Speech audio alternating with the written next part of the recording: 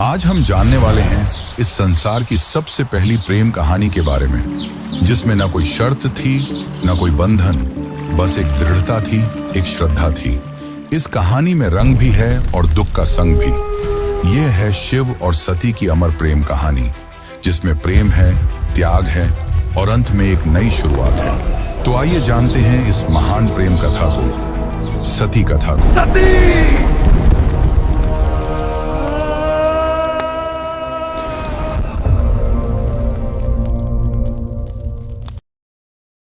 सृष्टि के आरंभिक काल की बात है, जब ब्रह्मा ने अपने मानस पुत्रों को रचा। उन्हीं में से एक थे दक्ष प्रजापति, अत्यंत बुद्धिमान परंतु उतने ही अहंकारी। दक्ष को अपनी योग्यता, अपनी शक्ति और अपने सृष्टिकर्ता के कुल से उत्पन्न होने का बड़ा अभिमान था। उसने वर्षों की तपस्या की और देवताओं से वरदान पाए संतान की प्राप्ति के लिए। उसकी यह तपस्या रंग लाई और उसे एक अत्यंत दिव्य कन्या की प्राप्ति हुई, वही जिसे हम आज देवी सती के नाम से जानते हैं। सती का जन्म किसी साधारण कन्या की भांति नहीं हुआ था। उनका स्वरूप स्वयं शक्ति का अंश था। कहते हैं वह स्वयं आदि शक्ति का अवतार थी। दक्ष को अपनी पुत्री पर गर्व था, लेकिन साथ ही उसके मन में एक अभिलाषा थी कि वह अपनी इस कन्या का विवाह किसी महान देवता, किसी वैभवशाली राजकुमार या किसी प्रतिष्ठित गृहस्थ से करेगा। उसे यह कल्पना भी नहीं थी कि उसकी पुत्री का हृदय वहां बन चुका है, जहां वैभव का कोई मोल नहीं, जहां वैराग्य ही आभूषण है, भगवान शिव। देवी सती बचपन से ही विचित्र स्वभाव की थी। अन्य कन्याओं की तरह ना तो उन्हें श्रृंगार में रुचि थी, ना ही राजसी जीवन की भव्यता में। जब जब वह शिव की चर्चा सुनती, जब किसी आर्षि द्वारा शिव की महिमा का वर्णन होता, उनका हृदय गहरे भावों से भर उठता।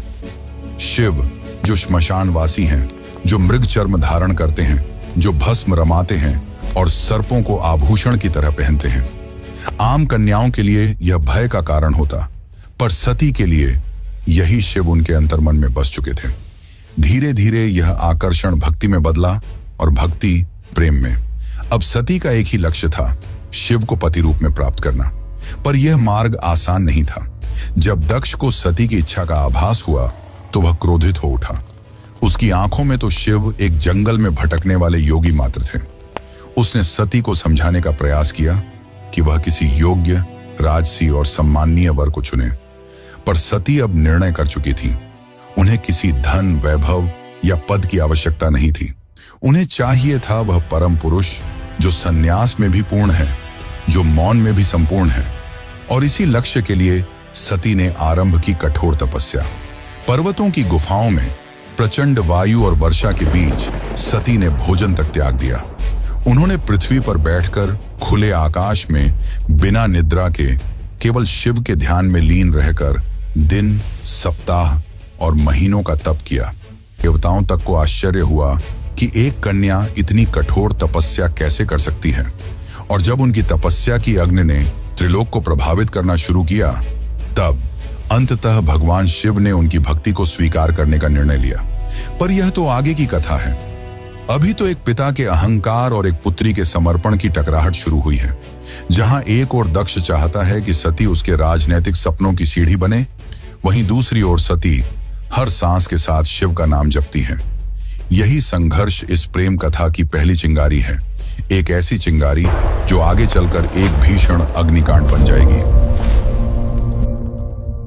सती अपनी तपस्या में लीन थी। उनका एकमात्र उद्देश्य था शिव की प्राप्ति। अनंतः उनकी भक्ति से प्रसन्न होकर शिव प्रकट हुए। शिव मुस्कुराए और एक क्षण में वह उस तपस्विनी के समक्ष प्रकट हो गए। जैसे ही सती ने अपनी आंखें खोली, उनके सम्मुख खड़े थे वही जिनके लिए उन्होंने सब कुछ त्याग दिया था।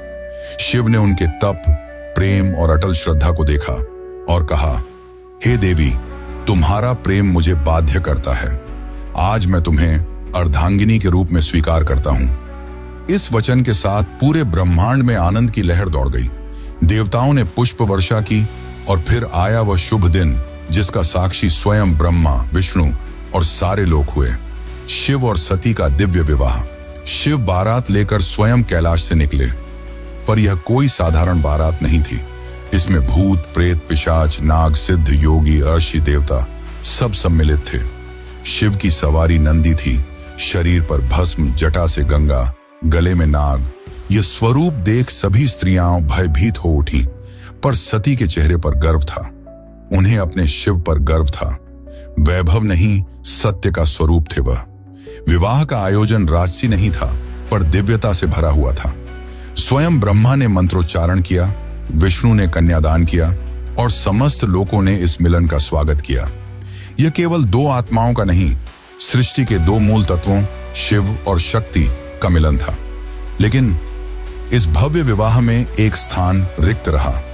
सती के पिता दक्ष प्रजापति, वह नहीं आए, ना ही कोई संदेश भेजा, ना ही कोई आशीर्वाद, क्योंकि उनके लिए यह विवाह एक अपमान था, एक चुनौती उनके अभिमान को। उनके अनुसार यह मिलन योग्य नहीं था। और यहीं से प्रारंभ हुआ उस अग्निकथा का बीज, जो आगे चलकर पूरे यज्ञ को जला देगा। समय धीरे धीरे बीतता है। कैलाश पर्वत पर प्रकृति की गोद में शिव और सती अपना वैवाहिक जीवन शांतिपूर्वक और आनंद से व्यतीत कर रहे हैं।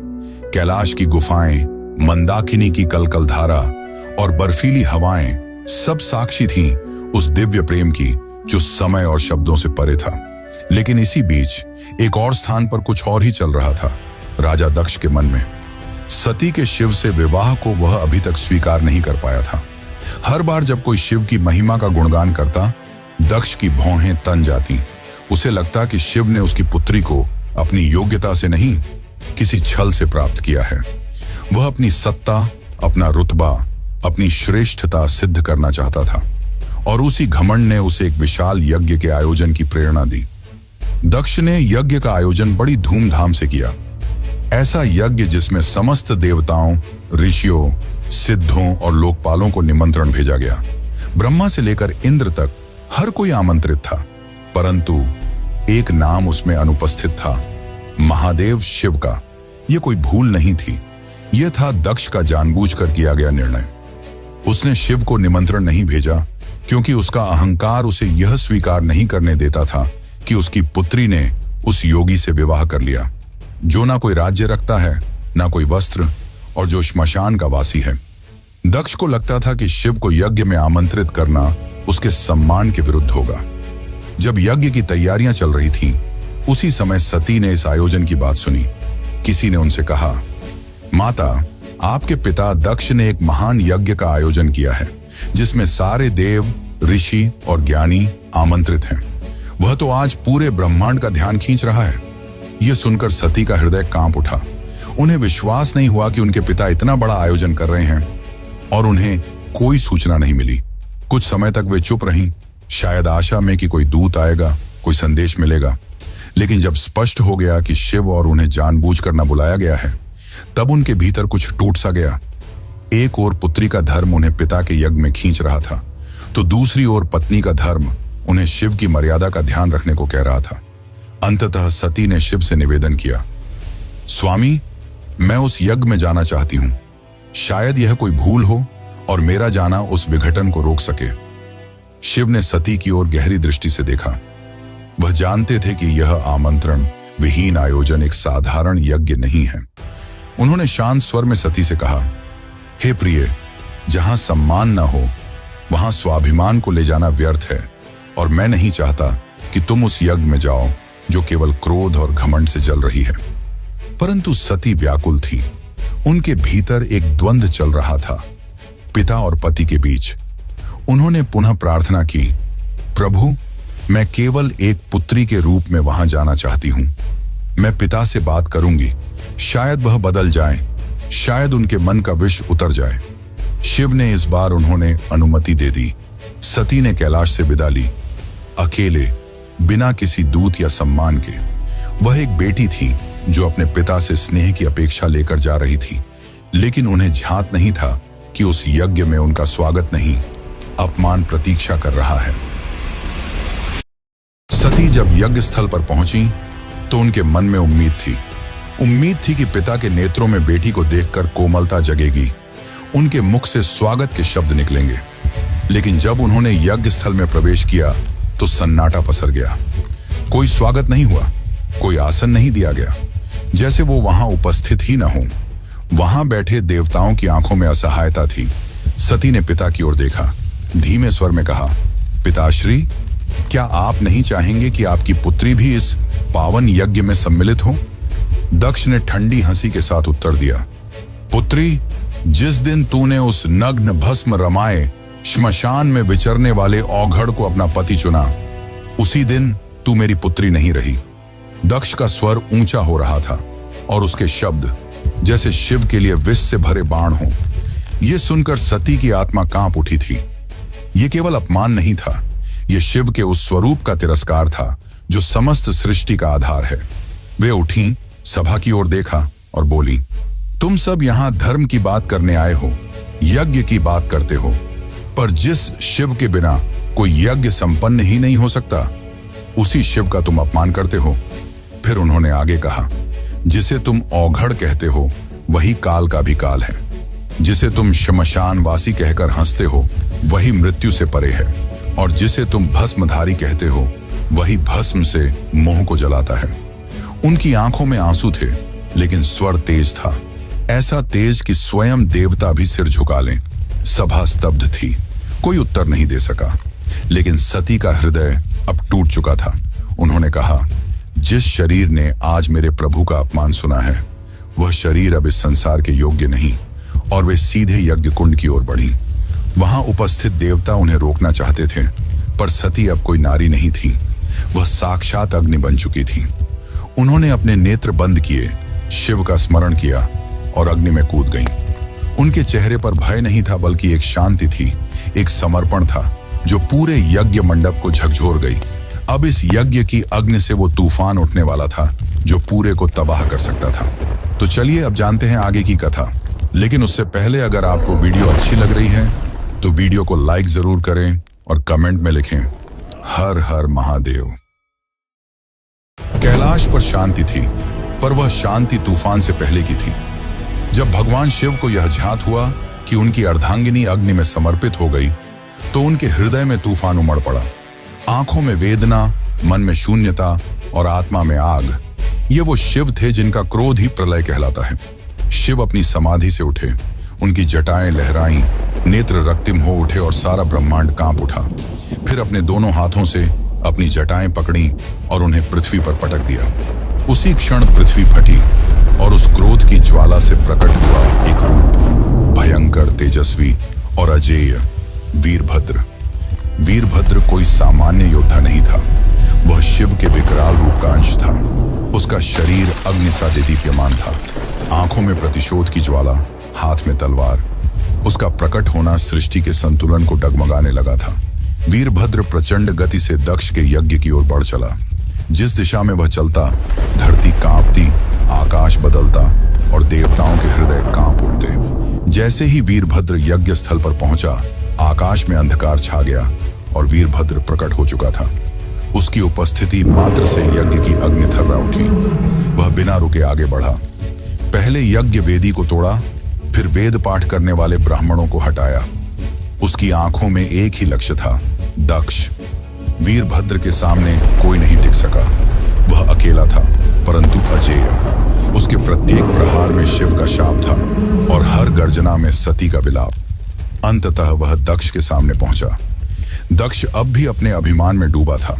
वह चिल्लाया, मैं यज्ञ करता हूं, मुझे कोई छू नहीं सकता। वीरभद्र ने उसकी आंखों में देखा और कहा, तू पिता कहलाने योग्य नहीं। आज तुझे उसी अग्नि में भस्म करूंगा जिसमें तूने धर्म का मजाक उड़ाया। और एक ही झटके में वीरभद्र ने अपनी तलवार से दक्ष का सिर धड़ से अलग कर दिया। पूरी सभा में सन्नाटा छा गया। देवता स्तब्ध रह गए। यज्ञ की अग्नि बुझ गई और पृथ्वी पर सिर्फ राख रह गई। वो राख जो अहंकार, अधर्म और अपमान की अंतिम परिणति थी। वीरभद्र शिव की आज्ञा पूरी कर चुका था। पर यह कहानी यही नहीं रुकती। अब आएगा वो क्षण जब शिव स्वयं यज्ञ स्थल पर पहुंचेंगे, सती के शव को उठाएंगे और सृष्टि में संतुलन डगमगाएगा। जब महादेव यज्ञ स्थल पर पहुंचे, उन्होंने सती के जले हुए शरीर को देखा। वह दृश्य ऐसा था जिसने स्वयं काल को रुला दिया। शिव ने धीरे से कंपाते हाथों से अपनी सती को बाहों में उठा लिया। उनकी आंखों से आंसू थे और फिर वह चल पड़े। शिव सती के शव को अपनी गोद में लिए पूरे ब्रह्मांड में भटकने लगे। उस विरह में जो पूरे ब्रह्मांड को भयभीत कर रहा था, ब्रह्मांड असंतुलित होने लगा। देवता भयभीत हो उठे। यदि शिव यूं ही विलाप करते रहे तो सृष्टि का संतुलन टूट जाएगा, प्रलय आ जाएगा। तब सभी देवता भगवान विष्णु के पास पहुंचे और उनसे सृष्टि को बचाने की प्रार्थना की। तब विष्णु ने अपना सुदर्शन चक्र चलाया। जैसे ही सुदर्शन चक्र चला, उसने सती के शरीर को टुकड़ों में विभाजित कर दिया। शिव कुछ क्षणों के लिए रुके पर प्रतिरोध नहीं किया। यह सृष्टि के लिए आवश्यक था। जहां जहां सती के अंग गिरे वहां दिव्य ऊर्जा फैल गई। पृथ्वी के वे स्थान शक्ति से भर उठे और वहीं बने शक्तिपीठ। ये कोई सामान्य स्थल नहीं थे। ये उस अमर प्रेम की गवाही थे जो शिव और सती के बीच था। ये थे वे स्थान जहां स्त्री, शक्ति, प्रेम, बलिदान और भक्ति सब कुछ एक साथ साकार हुए। कुछ स्थानों पर सती की आंखें गिरीं, कहीं उनका हृदय, कहीं उनके केश, तो कहीं उनके चरण, और हर स्थान एक केंद्र बन गया मां शक्ति का, जो हर रूप में पूजनीय हुई। कभी दुर्गा, कभी भैरवी, कभी भवानी। यही वे स्थान हैं जिन्हें आज हम कामाख्या, वैष्णो, ज्वाला, हिंगलाज और तारापीठ जैसे नामों से जानते हैं। इस प्रकार सती के वियोग से जन्मे ये शक्तिपीठ न केवल देवी के अंग हैं, ये उस प्रेम की शाश्वत उपस्थिति है जो आत्मा से आत्मा तक जुड़ता है। शिव अंततः हिमालय लौटे, पर अब वह ध्यान मग्न हो गए। वर्षों तक एक चट्टान की भांति बैठ गए, समाधि में डूबे। ना शब्द, ना गति, ना भावना, बस मौन और सती की स्मृति। काल की धारा आगे बढ़ती है, युग बदल जाते हैं, पर कुछ कहानियां समय की सीमाओं से परे होती हैं, और सती की कथा उन्हीं में से एक है। वह प्रेम जो अग्नि में तपकर शुद्ध हुआ था, वह विरह जो तांडव बन गया था। उस अधूरी यात्रा को अब पूर्ण होना था, पर यह कहानी यहां समाप्त नहीं होती। प्रेम का सफर यहीं पर रुकने वाला नहीं था। जहां अग्नि ने प्रेम का रंग दिखाया था, वहीं से एक नई दास्तान का पैगाम आने वाला था। सती के बलिदान से जो प्रेम जला था, वही आग पार्वती के रूप में फिर फलने वाला था। यह अंत नहीं, यह शुरुआत है। शुरुआत है एक अमर, अनसुनी और अनोखी प्रेम कहानी की। यह शुरुआत है शिव और पार्वती की। यह शुरुआत है एक नए युग की।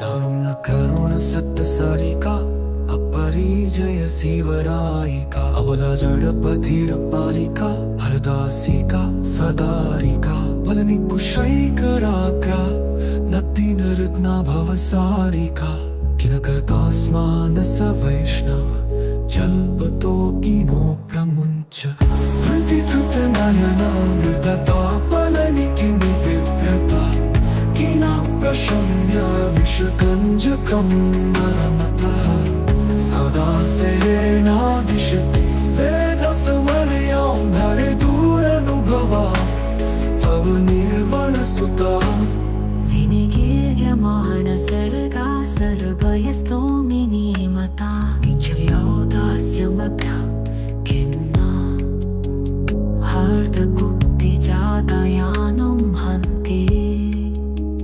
त्रच्छ्रुतिबद्धप्रजल्पं क्रुद्धा धरे दुरनुभवा भवनिर्वणसुता हृदि धृतनयनमृदता बलनि किं बिभ्रतः किन प्रशम्य विषकञ्जकं नर्मतः सदा सेनादिशति वेदसमर्यां धरे दुरनुभवा भवनिर्वणसुता।